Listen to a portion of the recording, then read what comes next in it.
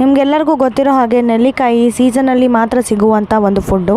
So ಇದನ್ನು ನೀವು long ಟರ್ಮಾಗಿ store ಮಾಡಬೇಕಂದ್ರೆ ತುಂಬಾ ವೆರೈಟಿ ಇದೆ. ಅದರಲ್ಲಿ ನಾನು ಇವತ್ತು ನೆಲ್ಲಿಕಾಯಿ ತೊಕ್ಕೆ ಹೇಗೆ ಮಾಡೋದಂತ ಹೇಳ್ಕೊಡ್ತೀನಿ. ಸೊ ನೆಲ್ಲಿಕಾಯಿನ ಈಗ ಈ ಥರ ಸ್ಟೀಮ್ ಮಾಡಿಕೊಂಡು ತುರಿದಿಟ್ಕೊಳ್ಳಿ.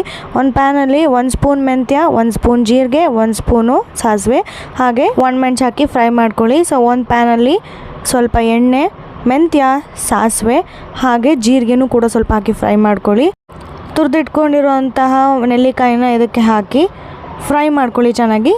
ಸ್ವಲ್ಪ ಇದಕ್ಕೆ ಇಂಗು, ಅರಿಶಿನ ಪುಡಿ, ಇದರಲ್ಲಿ ಒಗರು ಹಾಗೆ ಹುಳಿ ಅಂಶ ಇರೋದ್ರಿಂದ ಬೆಲ್ಲನ ಸುಮಾರಷ್ಟು ಹಾಕೋಬೇಕಾಗತ್ತೆ.